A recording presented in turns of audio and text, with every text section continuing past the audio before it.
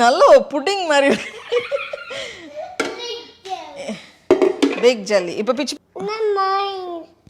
இங்க பாரு. இது யாருக்கு கை? தங்கத்துக்கு கை தான்டா. அங்க பாரு.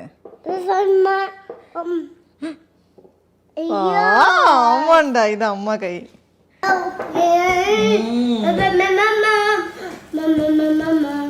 ஐயோ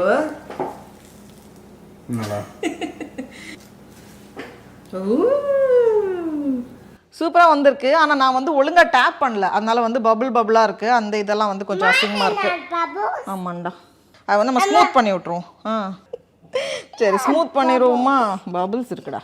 இப்போ அம்மா ஸ்மூத் பண்ண அப்புறம் நல்லா இருக்கா சொல்கிறியா?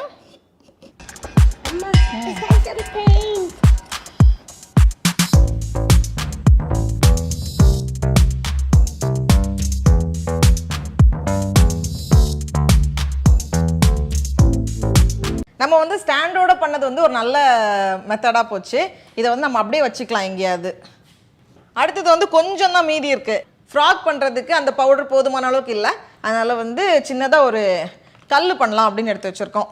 எதை நம்ம பண்ணுறோமோ அது மேலே வந்து கொஞ்சம் எண்ணெய் தடவிட்டு அதுக்கப்புறமா நம்ம உள்ளே வச்சோம் அப்படின்னா நம்மளுக்கு வந்து ஈஸியாக எடுக்க முடியும். கொஞ்சம் வந்து ஈஸியாக இருக்கும். தண்ணி ஊற்றிடுவோமா? 2 கப் தண்ணி போட்டாமல் எல்லாத்தையும். ஏன்னா மீதி வந்து 2 கப்புக்கு தான் கரெக்டாக இருக்கும், அதனால நான் வந்து எல்லாத்தையுமே அப்படியே சேர்த்துருக்கேன். 93, 94, 95, 96